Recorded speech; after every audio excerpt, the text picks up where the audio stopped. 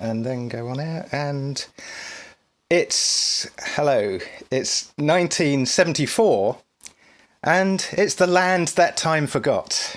And because we've been doing a lot of films that are not scientifically feasible, so why not? Let's do another one. The Land That Time Forgot, 1974, is a fantasy adventure film based on The Land That Time Forgot, written by Edgar Rice Burroughs in 1918.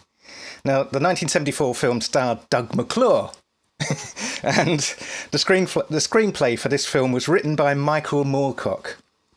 Now, Michael Moorcock is a writer and musician from the sort of Ladbroke Grove, Notting Hill area of West London.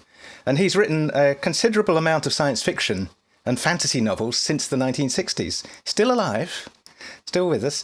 And as a young writer, he was influenced by Edgar Rice Burroughs and George Bernard Shaw. Now, Michael Moorcock is also a musician and has collaborated quite a lot with the electronic space rock band Hawkwind in the 1970s. Some of Hawkwind's lyrics and song titles are from Michael Moorcock's works. He wrote the lyrics, for example, to Sonic Attack, which is a satire of public information broadcasts of the day, featured in Hawkwind's Space Ritual set. And he's performed with them on stage quite frequently.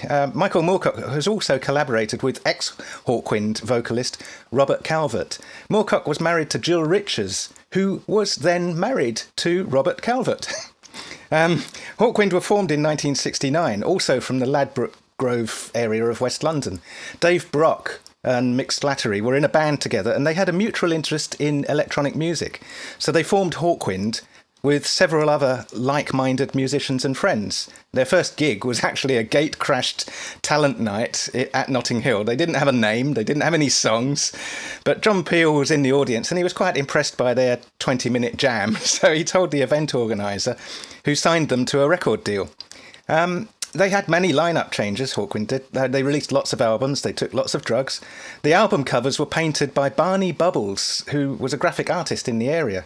He had a retrospective exhibition recently, a few years ago.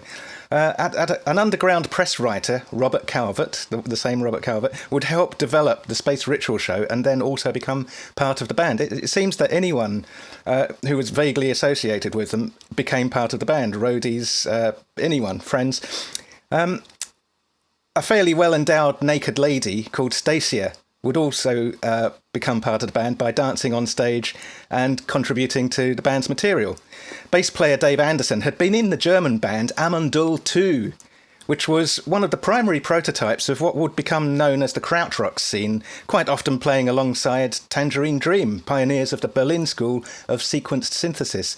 Dave Anderson then left Hawkwind, and in stepped Ian Kilminster, better known as Lemmy. Now, Lemmy was originally a rhythm guitarist, and he developed a bass-playing style almost exactly like that of a rhythm guitarist, only louder. And by the time of the much later 1977 Hawkwind album Quark, Strangeness and Charm, their style and lineup was quite different. Bob Calvert left to go solo. Michael Moorcock worked with him then. Now, Hawkwind were a huge influence to the Sex Pistols. Dave Brock was the only consistent member of the band from the very beginning to the present day. And these days, a tribute band called Ukewind perform Hawkwind songs on the ukulele. Oh yes, back to The Land That Time Forgot, 1974. It's a film set in World War I. Some British survivors of a torpedoed merchant ship are brought onto a German U-boat where they seize control in the South Atlantic, and then they encounter a land where dinosaurs roam all over, and there are also prehistoric humans. The Land That Time Forgot, 1974. Thank you very much, and have a very good Wednesday, everybody.